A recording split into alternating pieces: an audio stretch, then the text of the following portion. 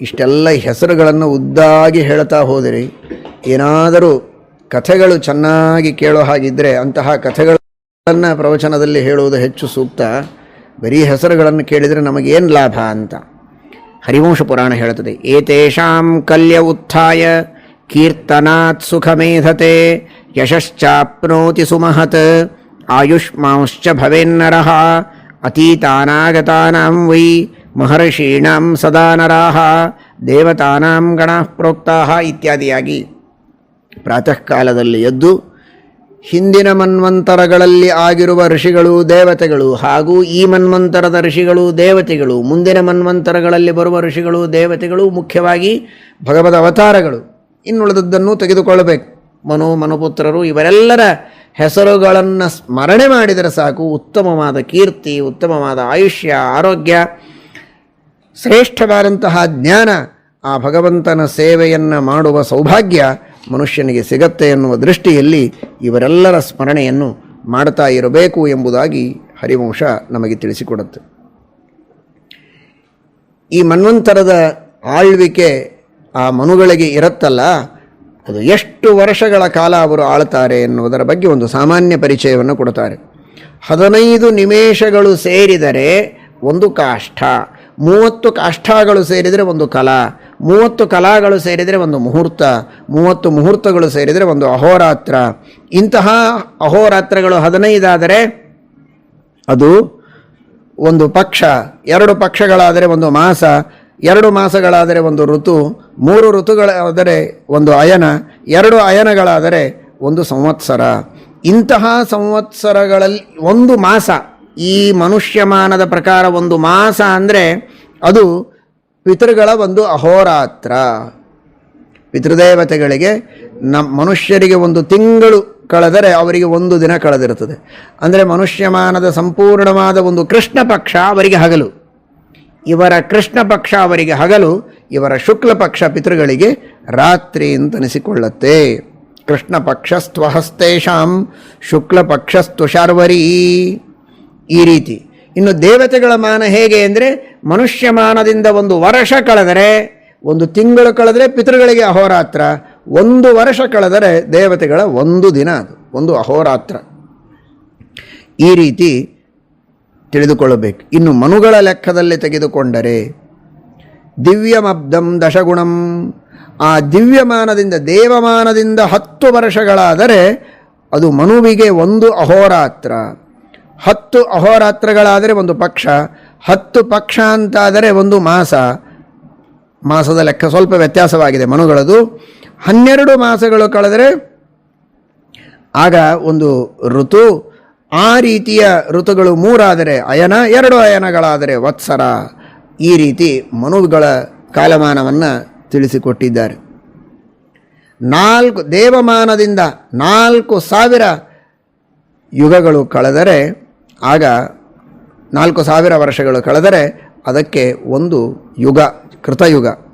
400 ವರ್ಷ ಇದು ಸಂಧ್ಯಾಕಾಲ. ಆಮೇಲೆ 3000 ವರ್ಷ ತ್ರೇತಾಯುಗ, 300 ವರ್ಷ ಸಂಧಿಕಾಲ, 2000 ವರ್ಷ ದ್ವಾಪರ ಯುಗ, 200 ವರ್ಷ ಸಂಧಿಕಾಲ, ಕಲಿಯುಗ 1000 ವರ್ಷ, ಸಂಧಿಕಾಲ 100 ವರ್ಷ ಅಂತ. ಈ ರೀತಿಯಾಗಿ ಒಟ್ಟು 12000 ವರ್ಷ ಸಂಧಿಕಾಲ ಸಹಿತವಾಗಿ 12000 ವರ್ಷ ಅಂದರೆ ದೇವಮಾನದಿಂದ 4 ಯುಗಗಳಾಗ್ತದೆ ಮನುಷ್ಯರಿಗೆ. ಮನುಷ್ಯಮಾನದಿಂದ 4 ಯುಗ ಕಳೆಯೋದು ಅಂದರೆ ದೇವತೆಗಳಿಗೆ 12000 ವರ್ಷ ಆಗಿರ್ತದೆ ಎಂಬುದಾಗಿ ಹೇಳ್ತಾರೆ. ಈ 4 ಯುಗಗಳು ಸೇರಿದರೆ ಅದಕ್ಕೆ ಮಹಾಯುಗ ಅಂತ ಹೆಸರು. ಇಂತಹ 71 ಮಹಾಯುಗಗಳು ಮೇಲೆ ಕೆಲವು ವರ್ಷಗಳು ಕಳೆದರೆ ಅದು ಒಂದು ಮನ್ವಂತರ ಎಂಬುದಾಗಿ ಹೇಳಲ್ಪಡುತ್ತದೆ. ಇಂತಹ 14 ಮನ್ವಂತರಗಳು ಕಳೆದರೆ ಅದು ಬ್ರಹ್ಮದೇವರ ಒಂದು ಹಗಲು, ಅಷ್ಟೇ ಒಂದು ರಾತ್ರಿ ಎಂಬುದಾಗಿ ತಿಳಿಸಿಕೊಡ್ತಾರೆ. ಎಷ್ಟು ವರ್ಷಗಳಾಗತ್ತೆ ಅಂದರೆ 14 ಮನ್ವಂತರಗಳು ಅಂದರೆ ಒಂದು 1000 ಯುಗಗಳು ಕಳೆದರೆ, ಮಹಾಯುಗಗಳು ಕಳೆದರೆ ಅದು ಬ್ರಹ್ಮದೇವರ ಒಂದು ಹಗಲು, ಅಷ್ಟೇ ಬ್ರಹ್ಮದೇವರ ಒಂದು ರಾತ್ರಿ. ಈ ರೀತಿ ಆ ಹಗಲು ರಾತ್ರಿಗಳ ಕಲ್ಪನೆಯನ್ನು ನಮಗೆ ತಿಳಿಸಿಕೊಟ್ಟಿದ್ದಾರೆ. ಇಲ್ಲಿ ಒಟ್ಟು ಬ್ರಹ್ಮದೇವರ ಮಾನದಿಂದ ಒಂದು ವರ್ಷ ಆಗಬೇಕು ಅಂತಾದರೆ ಅದಕ್ಕೆ ಹೇಳ್ತಾರೆ 10,080 ವರ್ಷಗಳು ಮನುಗಳು ಕಳೆದರೆ ಆಗ ಬ್ರಹ್ಮದೇವರ ಒಂದು ಸಂವತ್ಸರ ಅಂತ ಆಗ್ತದೆ ಸಂಪೂರ್ಣವಾಗಿ. ಈ ರೀತಿಯ ಆ ಬ್ರಹ್ಮದೇವರ ಮಾನ ಅಂತನ್ನುವುದು ಉಂಟು. ಪ್ರತಿ ಮನ್ವಂತರಕ್ಕೂ ಒಂದು ಅಲ್ಪವಾದ ಪ್ರಳಯವಾಗ್ತದೆ. ಚಾಕ್ಷುಷ ಮನ್ವಂತರದ ಕೊನೆಗೆ ಪ್ರಳಯವಾಗಿ ಅದೇ ಸಂದರ್ಭದಲ್ಲಿ ವೈವಸ್ವತ ಮನುವಿಗೆ ಮತ್ಸ್ಯರೂಪಿಯಾದ ಪರಮಾತ್ಮ ಬಂದು ಉಪದೇಶ ಮಾಡಿದ್ದು ಅನ್ನುವುದನ್ನು ಕೇಳ್ತೀರಿ. ಅದು ಸಣ್ಣದಾದ ಪ್ರಳಯ. ಸಶೇಷಾಸ್ತತ್ರ ತಿಷ್ಠಂತಿ ದೇವಾಸ್ ಸಪ್ತ ಋಷಿಭಸ್ಸಹ. ದೇವತೆಗಳಿರ್ತಾರೆ, ಋಷಿಗಳಿರ್ತಾರೆ, ಪೃಥ್ವಿಯಾದಿಗಳೆಲ್ಲ ಇರ್ತವೆ. ಕೇವಲ ಪೃಥ್ವಿಯಲ್ಲಿರ್ತಕ್ಕಂತಹ ಜನರಿಗೆ ಲಯವಾಗತ್ತೆ ಮಾತ್ರ ಅಷ್ಟೇ.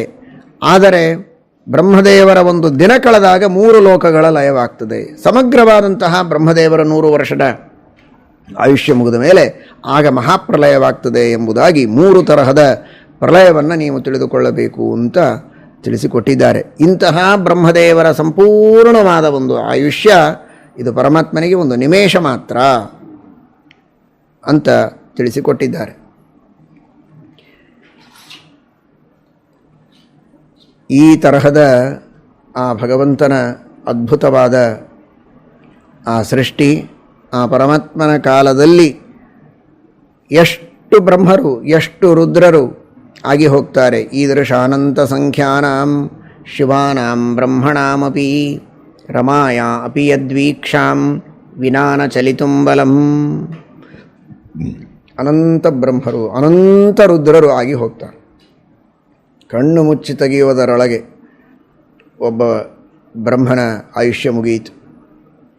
ಈ ತರಹ ಅನಂತ ಬ್ರಹ್ಮರು ಅನಂತ ರುದ್ರರು ಅನಂತಾನಂತ ದೇವತೆಗಳು ಯಾವ ಪರಮಾತ್ಮನ ಉಪಾಸನೆಯನ್ನು ಮಾಡುತ್ತಾರೆ ಅಂತಹ ಭಗವಂತನ ಮಹಿಮೆ ಎಷ್ಟು ಅದ್ಭುತ, ಅವನ ಶಕ್ತಿ ಎಷ್ಟು ಅದ್ಭುತ. ಇಷ್ಟೆಲ್ಲ ಜನರ ಸೃಷ್ಟಿಸ್ಥಿತ್ಯಾದಿಗಳನ್ನು ಮಾಡುತ್ತಾನೆ ಅಂತನ್ನುವುದಾಗಿ ನಾವು ಅರ್ಥ ಮಾಡಿಕೊಳ್ಳಬೇಕು.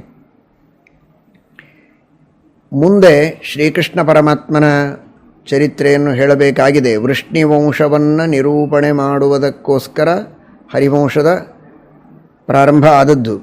ಅದಕ್ಕೆ ಪೂರ್ವಭಾವಿಯಾಗಿ ಆ ವೈವಸ್ವತ ಮನ್ವಂತರ ಅದರ ವಿಶೇಷವಾದ ವರ್ಣನೆ ಆಗಬೇಕು. ಪೂರ್ವಪೀಠಿಕೆಯ ರೂಪದಲ್ಲಿ 14 ಮನ್ವಂತರಗಳ ವರ್ಣನೆ ಮಾಡಿದರು. ವಿಶೇಷವಾಗಿ ವೈವಸ್ವತ ಮನ್ವಂತರದ ವರ್ಣನೆ, ಆ ವೈವಸ್ವತ ಮನುವಿನ ಉತ್ಪತ್ತಿ, ಈ ಎಲ್ಲ ಕಥೆಯನ್ನು ಹೇಳಬೇಕು ಅನ್ನುವುದಕ್ಕೋಸ್ಕರ ವೈಶಂಪಾಯನರು ಹೇಳ್ತಾರೆ.